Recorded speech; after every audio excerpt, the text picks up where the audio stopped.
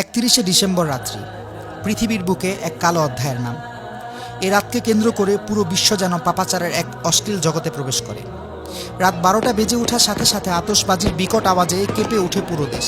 মুহূর্তেই ভুলে যায় আশেপাশে থাকা অসুস্থ মানুষগুলোর কথা।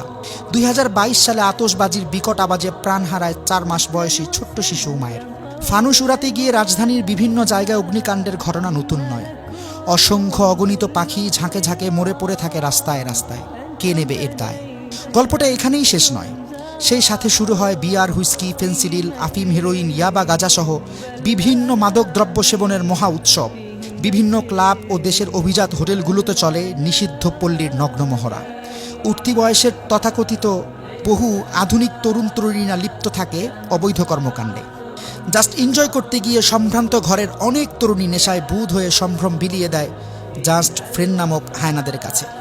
বহু জায়গায় কনসার্টের আয়োজন করা হয় এবং নারী পুরুষের এই অবাধ মিলন মেলায় যেন অশ্লীলতার জোয়ার ওঠে। রাজধানীর বিভিন্ন রোডে বাইক রেসে দুর্ঘটনার সংবাদে গরম থাকে প্রচার গণমাধ্যম। বড় অবাক লাগে।